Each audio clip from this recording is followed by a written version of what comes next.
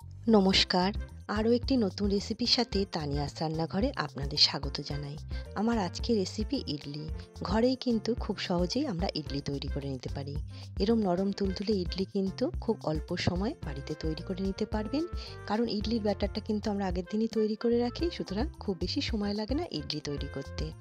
ইডলি তৈরি করার জন্য এখানে আমি নিচ্ছি 2 বাটি সেদ্ধ চাল। আপনারা চাইলে আতপ চালেও কিন্তু করতে পারেন। ওই একই বাটির 1 বাটি বিউলি বা কলাইয়ের ডাল, হাফ চামচ মেথি। এবার জল দিয়ে 3 থেকে 4 বার আমি ভালো করে ধুয়ে নেব। ধুয়ে নেওয়া হয়ে গেছে। এবার পরিমাণ মতো জল দিয়ে ভিজিয়ে রেখে দেবো 4 থেকে 5 ঘন্টার জন্য। ঢাকা দিয়ে রেখে দিলাম। 5 ঘন্টা হয়ে গেছে। দেখুন চালটার ডালটা খুব ভালো মতোই ভিজে গেছে।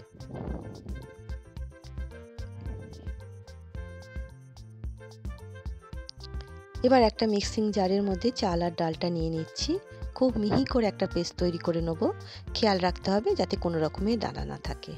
আপনারা চাইলে কিন্তু শিলেও বেটে নিতে পারেন।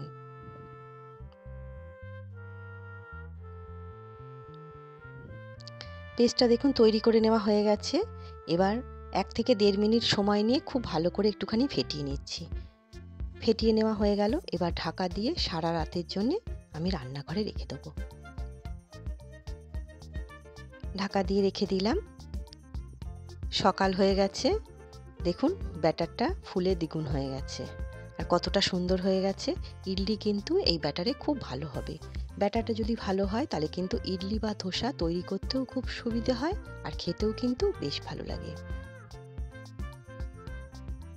এবার আমি এখন যতটা পরিমাণে ইডলি তৈরি করব একটা বাটিতে ব্যাটারটা তুলে নিচ্ছি।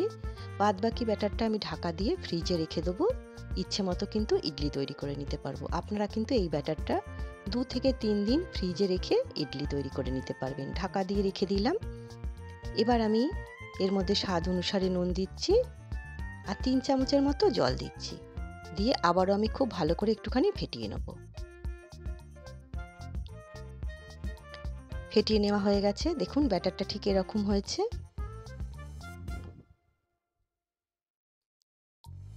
গ্যাস ওভেন অন করে একটা কড়াইয়ে জল দিয়েছি, তাতে 1 টুকরো লেবু দিলাম, তাতে কড়াইটা কালো হবে না। একটা ছিদ্রযুক্ত থালা ঢাকা দিয়ে গরম হতে দিলাম। 3টে স্টিলের বাটি নিয়েছি, তাতে অল্প করে একটু তেল দিয়ে তেলটা ব্রাশ করে নেব। আপনারা ঘরে যে কোনো বাটিতেই কিন্তু ইডলি ভাপিয়ে নিতে পারেন। ইডলি ভাপানোর জন্য কিন্তু আলাদা কোনো স্ট্যান্ডের প্রয়োজন হবে না। যে কোনো বাটিতেই আপনারা ইডলি তৈরি করে নিতে পারবেন।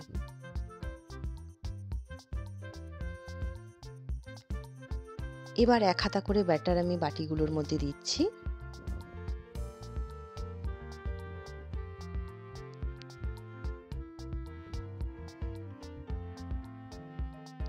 জলটা গরম হয়ে গেছে।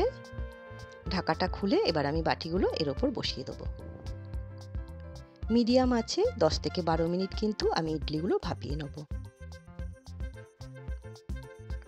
ঢাকা দিয়ে দিলাম।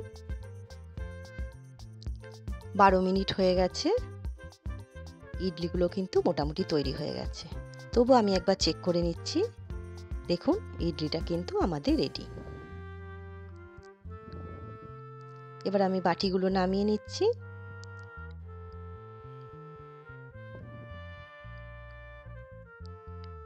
একটু ঠান্ডা করে নিলাম।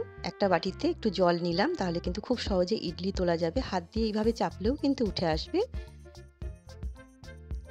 দেখুন কতটা সহজে কিন্তু ইডলিগুলো আমি তুলে নিচ্ছি।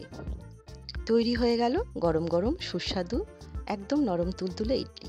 ভিডিওটা দেখে যদি আপনাদের ভালো লাগে তাহলে অবশ্যই লাইক, কমেন্ট, শেয়ার আর সাবস্ক্রাইব করবেন। যে সকল বন্ধুরা ফেসবুক থেকে দেখছেন একটা লাইক দিয়ে পেজটিকে অবশ্যই ফলো করবেন। খুব সুন্দর একটা রেসিপি, অবশ্যই একবার ট্রাই করে দেখুন। আপনাদের ভালো লাগলে ছোট্ট একটা কমেন্ট করে আমাকে অবশ্যই জানাবেন আপনাদের কেমন লাগলো। দেখুন কতটা সুন্দর হয়েছে আর কতটা নরম হয়েছে। খেতেও কিন্তু বেশ ভালো লাগে। আজ তবে এই পর্যন্তই। দেখা হবে পরের একটি নতুন রেসিপির সাথে। সবাই সুস্থ থাকবেন, ভালো থাকবেন।